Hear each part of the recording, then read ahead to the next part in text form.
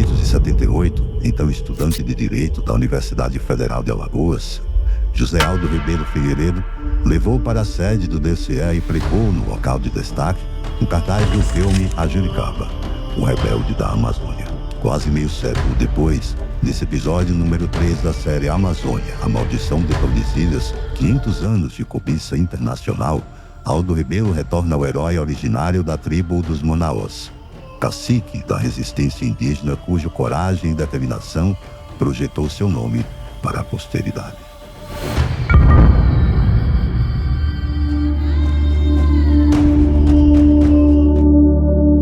Portugal não teria triunfado na sua epopeia e no seu esforço de ocupar o Vale do Amazonas sem dois aliados fundamentais. O primeiro, o aliado indígena, e o segundo, o religioso, principalmente o jesuíta. Sem a contribuição e sem o concurso desses dois aliados, Portugal teria necessariamente fracassado. Não havia como exercer o domínio, a presença e a ocupação daquele imenso território com uma natureza hostil, com muitos índios hostis, sem o índio aliado, sem o cacique, sem o tuxaua, sem o chefe indígena que foi ao mesmo tempo o guia, que foi ao mesmo tempo a infantaria dos portugueses e que foi ao mesmo tempo também o caçador e o coletor, ou seja, quem guiou o português por aqueles rios quase intransponíveis. Não havia nenhum mapa, não havia nenhum tipo de mecanismo que orientasse o navegador, o soldado ou o explorador português na Amazônia. Tudo isso foi obra, foi trabalho do indígena, o indígena que conhecia a geografia da região.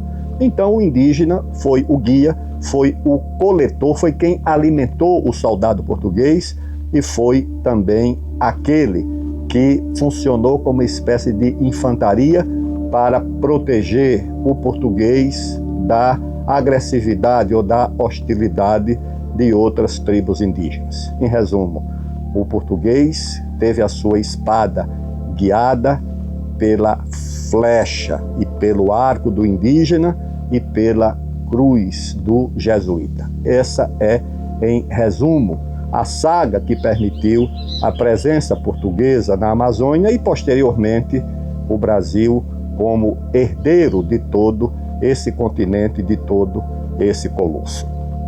Um exemplo concreto é o caso do jesuíta, do padre João Daniel, que viveu na Amazônia no século XVIII, lá pelos idos de 1700, e que deixou um livro fundamental, um livro que tem o nome de Tesouro e que descreve não só as riquezas da Amazônia, a vida da Amazônia, a agricultura da Amazônia, a coleta na Amazônia, descreve também a pecuária na Amazônia, inclusive o manejo do gado na Amazônia. Porque hoje nós ouvimos as organizações não governamentais dizer que não pode haver pecuária na Amazônia, mas já havia uma pecuária de grande porte na Amazônia no século XVIII. O padre João Daniel descreve essa pecuária no seu livro, aliás, um livro em 2 volumes que foi recentemente republicado.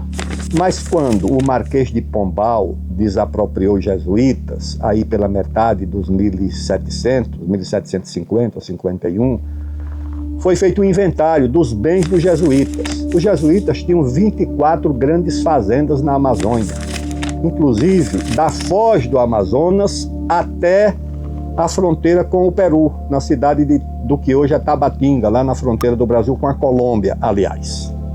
Uma dessas fazendas, na ilha do Marajó, tinha 134 mil cabeças de gado, só uma das fazendas, 1.400 cavalos. Isso tudo está no inventário que foi feito dos bens dos jesuítas que foram desapropriados pelo Marquês de Pombal. Quem vai à cidade de Belém vê lá um grande edifício, um colosso, uma grande construção, que era o convento dos mercedários. Quem constrói um convento daquele no século XVIII é porque veio para ficar, veio para se estabelecer, não veio para passar uma temporada.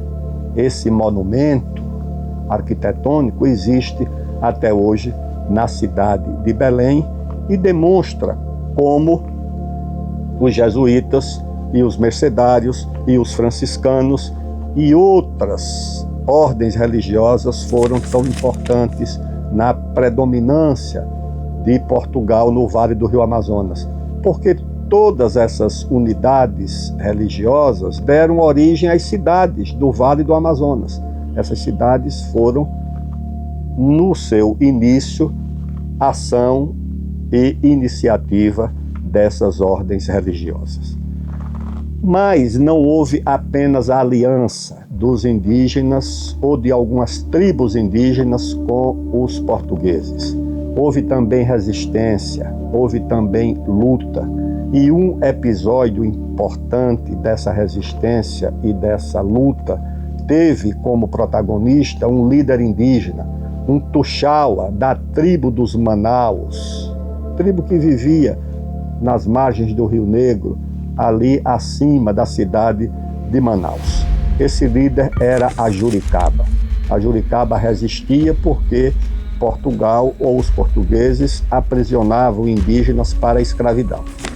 Ele reuniu seus 2 irmãos e mais outros líderes tribais, organizaram um exército de resistência e enfrentaram os portugueses numa guerra que durou anos, de tal sorte que o governador do Pará, João Maia da Gama, pediu ao rei de Portugal que mandasse recursos para organizar um exército e enfrentar a tropa articulada por a Juricaba. E a Juricaba enfrentou essa guerra. Terminou sendo derrotado pelas tropas de Portugal, organizadas pelo governador do Pará, foi feito prisioneiro e, quando era conduzido, preso para a cidade de Belém, tentou organizar um motim entre os prisioneiros, fracassou, foi novamente subjugado, não aceitando a prisão nem o julgamento, mergulhou com suas correntes no rio Amazonas para desaparecer definitivamente. A Juricaba desapareceu, mas sobreviveu o mito de a Juricaba, o exemplo de resistência que ficou para a história. Hoje, a Juricaba batiza um batalhão de infantaria de selva na cidade de Humaitá, lá no estado do Amazonas. O Ajuricaba também batiza um grupamento da Polícia Militar do estado do Amazonas. Ajuricaba é o nome de um município no Rio Grande do Sul. Ajuricaba também tem uma biografia escrita pelo escritor amazonense Márcio Souza. E tem também o filme dirigido por Oswaldo Caldeira, que descreve a sua trajetória e que lhe faz uma homenagem. A Juricaba, portanto, ficou para a história como uma referência, como um exemplo do líder indígena contra o colonialismo, pela liberdade.